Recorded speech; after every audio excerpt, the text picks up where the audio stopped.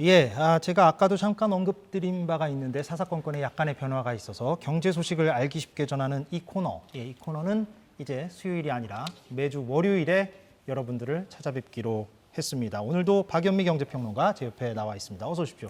안녕하세요. 네, 자 전세 얘기를 오늘 해보는데 네. 전세 사기도 지금 뭐 여전히 피해자들은 울분을 토로하고 있고, 근데 최근에는 뭐 깡통 전세다, 또 뭐 깡통 전세가 뭐 어제 오늘 얘기는 아닙니다만 역전세 난 얘기도 나오고 있고, 지금 전체적으로 전세와 관련돼서 불안한 이야기들이 너무 많은 것 같아서 이걸 좀 정리를 해주신다고요? 네, 그렇습니다. 일단 개념이 좀 복잡한데 깡통 전세는 뭐고 역전세는 뭐냐, 이거부터 정리를 좀 해볼까요?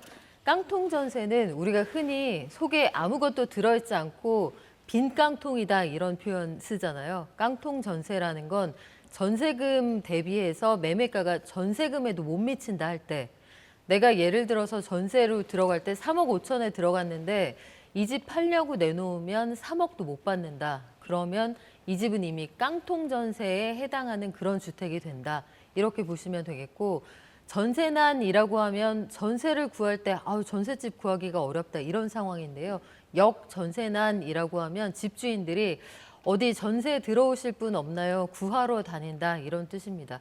전세금이 지난 2년 사이에 뚝 떨어져서 지금 같은 가격으로 들어올 세입자를 추가로 구하기 어렵다. 예. 그리고 하반기 들어서는 그런 세입자를 추가로 구하기가 더 어려워질 거다. 이런 상황이 예상된다. 지금의 상황이 그렇습니다. 그러니까 역전세 나는, 그러니까 2년 계약을 보통 하는데 네. 2년 만에 그 전세 가격이 꽤 더 떨어진 떨어져서 거죠. 꽤 떨어져서 네. 지금 세입자를 구해도 그 보증금을 돌려주는 데 있어서 모자라다 이 얘기죠. 그렇습니다. 예, 그게 이제 역전세는 아니고. 그래서 지금 언론에서 계속 보도가 그렇게 되고 있는데, 깡통 전세와 역전세가 지금 얼마나 통계적으로 잡히고 있느냐? 네. 예, 이건 지금 어떻습니까? 위험 가구 비중을 보면요. 깡통 전세, 그러니까 전세금 대비 매매가가 전세금에도 못 미치는 그런 가구를 통계로 보면 2022년 1월 기준으로 이게 전체 가구의 한 2.8% 정도 됐습니다. 가구 수로 따진다면 6만 호 미만이었는데 예. 1년 사이에 이게 8% 위로 올라갔죠. 16만 호를 넘어선 그런 상황입니다. 불과 1년 사이에 한 3배 정도로 늘어났는데 역전세 위험 가구의 비중도 굉장히 많이 올라갔습니다. 2022년 1월 기준으로 하면 전체 가구의 한 26% 정도가 역전세 위험이 있는 가구로 분류가 됩니다. 예. 가구 수로 치면 52만 가구 정도가 되는데요. 2023년 4월을 기준으로 본다면 전체의 한 52.4% 정도. 절반이네요. 그렇습니다. 전체 절반 정도 되죠. 가구 수로 따진다면 100만 가구를 넘어서서 이것도 1년 사이에 2배 정도로 늘어났으니까 요 하반기에 입주 물량이 더 늘어나게 되거든요. 그렇다면은 이 상황이 더 심각해질 수 있다. 이런 전망이 나옵니다. 왜 저렇게 늘었는가? 그 원인 부분은 어떻게 분석을 할 수가 있는 겁니까? 일단 가장 큰 건 집값이 떨어졌습니다. 집값이 떨어졌다는 건 집값 대비해서 받을 수 있는 전세금도 하락한다. 이렇게 볼 수 있는데요. 서울의 중위 전세금 가격, 이걸 통해서 우리가 유추해 볼 수 있는 가격들이 있는데, 일단 서울 아파트의 전세 가격 중위값, 중위값이라는 건 전체 평균 가격이 아니고요. 서울의 아파트 전세를 1등부터 가장 낮은 가격까지 쭉 한 줄로 세웠을 때 딱 중간에 있는 가격이 얼마냐. 이걸 봤을 때 2020년 9월 기준으로는 이 가격이 4억 6,800만 원 정도 되었습니다. 예, 지금 나오고 있네요. 네, 그래픽을 보시면 확인하실 수가 있는데요. 이게 이듬해인 2021년 9월이 되면 6억 위로 올라가게 되죠. 이때가 전세 가격이 사상 최고치로 올라갔던 그 해입니다. 그러면 2021년 9월에 전세로 들어갔다라면 최고가로 전세 계약을 체결을 하신 거잖아요. 이 계약이 올해 하반기에 끝나겠죠. 아, 예. 2023년 9월이 되니까. 그렇죠. 그러면 2년 계약이 끝났을 때 같은 값에 재계약을 할 리가 만무할 겁니다. 예. 같은 집에 살겠다는 세입자라면 아마 전세금을 집주인이 일부 돌려줘야 할 거고, 이 세입자가 저는 신축에 더 싼 데로 나갈래요 하면 이 세입자 이 돈을 돌려줘야겠죠. 그러면 이 돈에 들어오겠다는 사람이 없을 테니까 차액만큼 집주인이 돌려줘야 할 텐데 예. 몇 억씩 쟁겨두고 사는 집주인이 많지 않을 거란 말이에요. 예. 이 돈을 어디에서 나서 내줄 거냐, 이것 때문에 지금 역전세난이다, 걱정이다, 이런 얘기가 나오는 거고요. 2023년 4월 기준으로 보면 그 중위값이 다시 4억 9천만 원 선이 되었으니까 잠깐 그래프를 다시 한번 보여주시겠어요, 제작진이? 네. 예. 그래픽을 보시면 다시 다시 떨어지네요. 떨어지죠. 예. 그런데 떨어진 점을 보시면 2020년하고 비슷한 수준으로 떨어집니다. 그러니까 2023년에 서울 아파트 중위가격 전셋값이 3년 전 수준으로 회귀했다.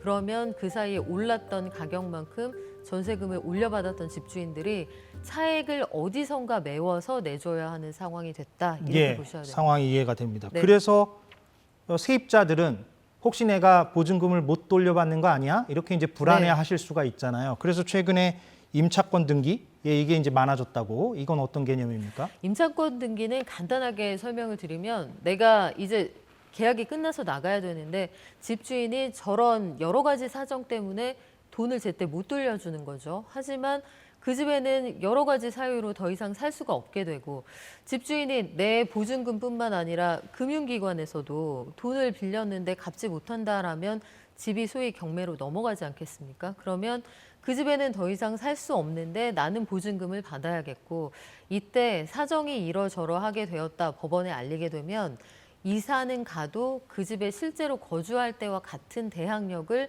확보할 수가 있습니다. 아, 권리를 준다. 그렇죠. 그게 임차권 등기인데요. 그때 그 집에 실제로 거주할 때와 똑같은 대항력을 가질 수 있도록 하고 경매로 집이 넘어간다고 해도 우선 변제권을 확보할 수 있도록 인정해 주는 게 임차권 등기인데 예. 최근 들어서 이 임차권 등기 사례가 굉장히 많이 늘었습니다. 실제로 그런 집들이 많다는 뜻인데요. 이게 2010년부터 관련 통계 조사가 시작이 되었는데 이게 올해 들어서 보면 3,666건, 올해 5월 기준으로 보면 통계 작성 이후에 사상 최고치까지 올라가 있고 예. 1년 전 같은 달하고 비교를 해보면 드라마틱하게 숫자가 늘어났습니다. 1년 전 같은 달에 765건이었으니까 1년 사이에 증가폭이 300%가 넘어섰죠. 그러니까 1년 사이에 집값 반등, 집값 하락 이런 것들이 시장에 얼마나 영향을 미치고 있느냐 이걸 통해 확인할 수가 있습니다. 저 임차권 등기는 그런 안 좋은 상황이 발생하기 전에도 할 수 있는 겁니까, 신청을? 아니요. 계약이 끝났는데 보증금을 못 받으시면 그때 법원에 신청을 하실 수가 있고요. 그런 상황이 발생하고 나서. 그렇죠. 예. 그래서 이걸 지역별로 보시면 강서구, 부천, 인천, 미추홀 이쪽이 가장 많은 지역입니다. 우리가 전세 사기 하면 딱 대표적으로 떠오르는 그 지역들이죠. 사고가 난 지역에서 저 신청도 많다 이거고. 그렇습니다. 예. 근데 이제 올 하반기가 문제가 심각하다는 얘기는 아까 잠깐 설명을 해주셨어요. 네. 그러니까 2년 단위로 우리가 계약을 하는데 아까 그래프가 이렇게 올라갔다가 떨어졌는데 그 최고점에 계약하신 분들, 그 임차인들, 네. 이제 올해 이제 하반기에 정말 문제가 더 심각해지는 거 아닙니까 그러면? 그렇죠. 그 예. 최고점에서 계약하셨던 분들 돈을 내줘야 하는 시점이기도 하고 그러니까요. 엎친 데 덮친 것이 올해 여름을 기점으로 해서 입주 물량이 대폭 늘어납니다. 강남의 소위 상급지, 사람들이 가고 싶어하는 지역이라고 하는 뭐 개포, 반포 이 지역에서도 전세 입주 물량이 크게 늘어나거든요. 공급이 많아진다. 그렇습니다. 그래서 기존의 세입자들이 대거 이동할 수 있는 수요도 많아지고요. 그래서 대표적으로 반포의 그 신축 단지의 경우에는 같은 단지 안에서도 동일 평형의 단지 조망은 차이가 납니다만 동일 평형의 같은 아파트인데도 전세 가격이 7억 원씩 차이가 난다는 거예요. 아, 그래요? 그런 정도로 지금 전세 시장에서 세입자 찾기가 거의 전쟁입니다. 개포 지역도 마찬가지고요. 우리가 반포 지역의 대장주라고 했던 소위 아리팍이라고 부르는 단지 있죠. 아크로 리버파크의 경우에도 기존의 전세가 재계약될 때 기존 대비 7억 원 정도 내린 가격에 재계약이 이루어지는 그런 상황입니다. 아, 예. 종전에 22억 원 정도의 거래가 되었던 전세 물량이 최근에 한 14억 원, 13억 원 정도의 재계약이 이루어졌다. 이런 실거래 신고가 있거든요. 이런 것들 보면 강남 일대에서도 전세 거래가 굉장히 다운 거래가 되고 있구나 확인이 됩니다. 예. 그러면 이런 상황에서 역전세난이 지금 심화되고 있는 상황에서 어떤 대안들 조치를 취할 수가 있는 겁니까? 일단 정부는 급한 불은 꺼야 한다 이런 입장이에요. 그래서 5월 말에 추경호 경제부총리가 들고 나온 카드는 집주인들이 이 갭만큼, 그러니까 올려받았는데 내줄 수 없는 그 가격만큼은 DSR 규제와 무관하게 일단 돈을 좀 빌릴 수 있게 해줘야 하지 않겠느냐. 그 부분에 대해서 고려를 하고 있다고 구체적으로 입장을 밝혔습니다.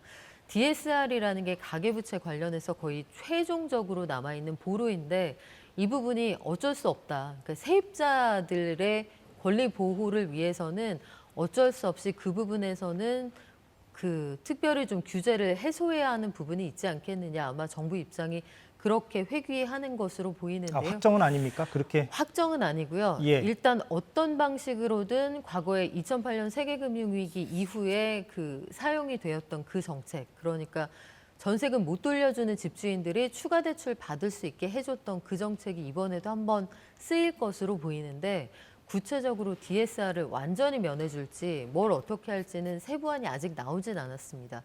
여하튼 그런 방식으로 보완책은 나올 것으로 보이는데 이걸 악용하는 집주인이 있으면 안 되잖아요. 예. 그러니까 본인이 갭 투자를 해서 여기에서 시세 차익은 본인이 보고 비용은 사회화하고 이거는 옳지 않으니까요. 만약에 돈을 빌렸다라면 그 갭만큼만 딱 빌릴 수 있게 한다. 그리고 입금은 세입자의 통장으로 한다. 근저당을 설정하고 DSR은 딱 그 신용도 이런 것들을 고려해서 어느 정도까지만 풀어준다. 이런 것들. 또 시장 논리에 따라서 정확하게 이자를 받는다. 이런 것들이 보장이 되어야 그래야 사회적인 합의가 이루어질 수 있을 것으로 보입니다. 예, 확정은 아니지만 그런 방안들이 지금 뭔가 언론에서 언급되고 있고 네. 방향성이 좀 보인다는 말씀이고 네. 그 DSR의 개념도 물론 매우 많이 나온 개념이지만 잠깐 짚어주신다면 네, DSR은 뭐 간단하게 말씀드려서 예. 본인이 가지고 있는 모든 빚과 본인이 발생시킬 수 있는 모든 소득을 비교해서 내가 가지고 있는 빚이 내가 가지고 있는 소득 대비 몇 %까지 차지하고 있느냐 이걸 따져서요. 예. 추가로 빚을 얼마까지 낼 수 있도록 해줄 것이냐 그걸 규제하는 비율입니다. 순차적으로 높여서 지금은 DSR 규제 때문에 아마 대부분의 집주인들이 추가로 빚을 내기가 어려운 상황일 거거든요. 그런데 보증금을 내주지 못한다. 그러면 이거는 세입자들에게 사고로 이어질 수 있으니까 집주인 조우라고 말고 세입자를 보호하기 위해서 한시적으로 대출 규제를 풀어주겠다. 이게 정부의 입장인 것 같은데 예. 구체적인 안은 좀 더 나와 봐야 알 수 있을 것 같습니다. 만약에 그 방향성대로 가닥을 잡는다면 네. 그때 또 우려될 수 있는 부분은 뭔지를 짚어본다면요. 만약에 여기서 추가로 대출을 해준다. 대출을 해주지 않는다라면 무리하게 갭투기 혹은 갭투자를 했던 집주인들이 시장에서 퇴출된다는 의미예요. 예. 집을 팔아서 일종의 빚인 세입자의 전세 보증금을 갚아야 한다. 즉 이른바 패닉셀이 나올 수도 있다는 뜻입니다. 그런데 정부의 추가 대출이 가능하다면 그런 패닉셀은 나오지 않는다는 얘기죠. 집값이 추가적으로 하락할 수 있는 걸 정부가 정부 대출로 어느 정도 방어해 준다는 뜻입니다. 예. 여기에는 어느 논란이 있을 수도 있겠죠. 시장에서 퇴출되어야 하는 집주인이 구조조정 대상에서 빠진다. 이런 의미가 될 수도 있습니다. 예. 반면에 그러면 그 집주인들이 시장에서 빠져나가는 사이에 추가로 피해를 입게 될 수 있는 세입자들이 있을 수 있다. 이 사람들이 왜 유탄을 맞아야 하느냐. 이런 주장도 있을 수 있어서 정부는 시장이 가능한 안정적으로 이 퇴로를 찾을 수 있는 방안을 마련해야 한다. 그래서 어쩔 수 없이 규제를 일시적으로 완화해야 한다. 아마 이런 논리로 추가적인 정책을 내놓을 것으로 보입니다. 그렇군요. 그러면 한번 그 방향성대로 되는지를 한번 지켜봐야 되겠군요. 또 그때 논란이 또 일겠군요. 네. 예, 알겠습니다. 박연미 경제평론가였습니다. 고맙습니다.